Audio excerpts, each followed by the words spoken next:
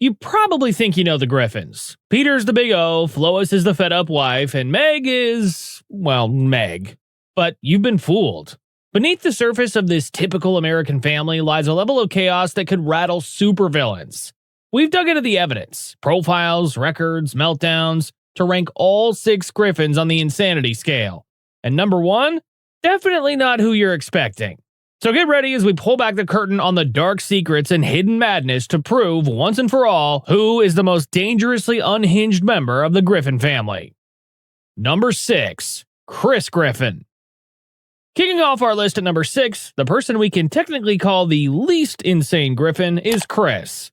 Chris's brand of crazy isn't malicious. It's a mix of next-level stupidity, a wide-eyed innocence that's almost scary.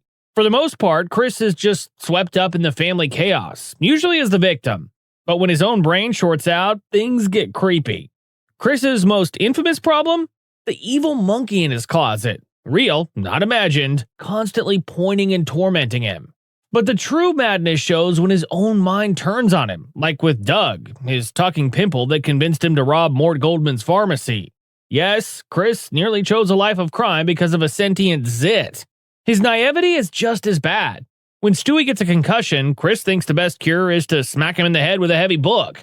Later, at the hospital, he sees the nursery and honestly believes the newborns are free for the taking. That's Chris's insanity. A mind so simple, it can't even tell how horrifying its own thoughts are. He's not evil, just a moron.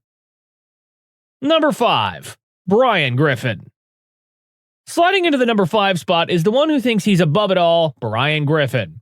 On the surface, he's the voice of reason, the liberal intellectual sipping a martini in a world of idiots. But that's a carefully constructed lie. Brian's insanity is a toxic cocktail of staggering hypocrisy, crippling narcissism, and a desperate, pathetic need for validation.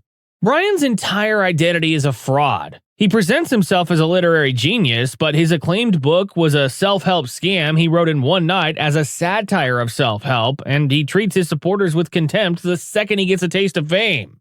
He preaches lofty morals, but will abandon them the instant it benefits him, such as claiming to love women for their souls, while only dating bimbos, such as selling out his pro-pot stance for a book deal, or even trying to seduce his best friend's wife, Lois. His worst moments come from his staggering lack of self-awareness. He dated a blind woman and lied about being a dog, then had the audacity to be shocked when she dumped him for his deception. His alcoholism isn't a charming quirk. It's the fuel for his worst impulses. Brian isn't crazy in the way the others are. He's worse. He's the sane one who is completely deluded about his own moral bankruptcy, making him a uniquely insidious force of chaos inside the family. Number 4. Lois Griffin. At number 4, we have the one who tries the hardest to pretend she's normal, Lois Griffin. You probably see her as the long-suffering mom, the voice of reason in Peter's hurricane of stupidity. But that's exactly what makes her so terrifying. Lois's sanity is a rubber band that's been stretched for 20 years, and when it finally snaps, it's nothing short of spectacular. Remember when Peter tried to be helpful and bought the groceries? Lois didn't thank him. She flew into a rage and violently attacked him and Chris. And it's not just rage. Lois has a genuinely dark side.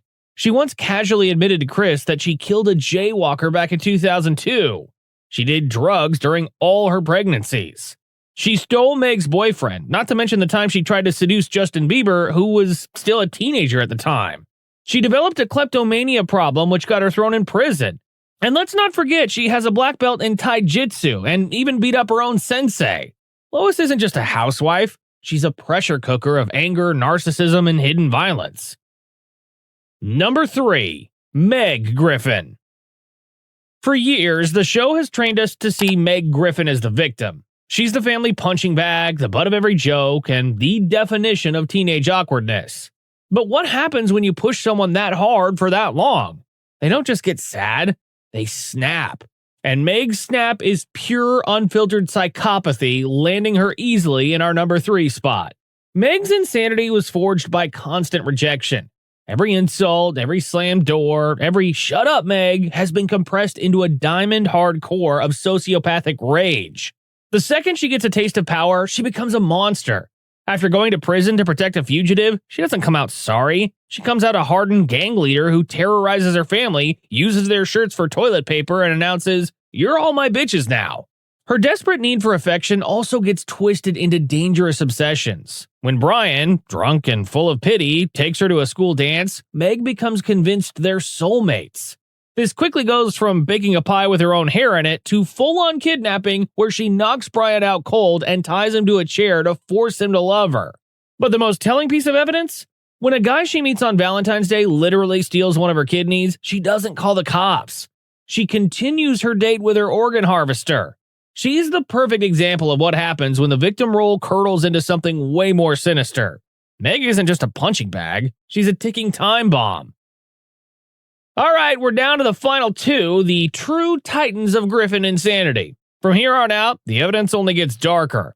While we get ready for the final verdict, do us a solid and smash that subscribe button and ring the notification bell. Number 2, Peter Griffin. Holding down the number 2 spot is the patriarch of pain, the sultan of stupid, the walking, talking human embodiment of pure unfiltered chaos, Peter Griffin. Peter's insanity isn't complicated. It isn't buried deep down, and it's not a reaction to his past. It's just the terrifying absence of impulse control, empathy, or the ability to think 1 second into the future. Peter's brain works on a type of logic that's alien to the rest of us. He'll buy a tank and accidentally blow up Cleveland's house. He'll decide to dive into a pile of gold coins like Scrooge McDuck, only to find out that solid metal objects are, in fact, not liquid. He learns nothing from these moments. He just moves on to his next idiotic whim. His plans aren't just dumb. They cause damage on a scale that borders on domestic terrorism. His disregard for his own family is its own special brand of crazy.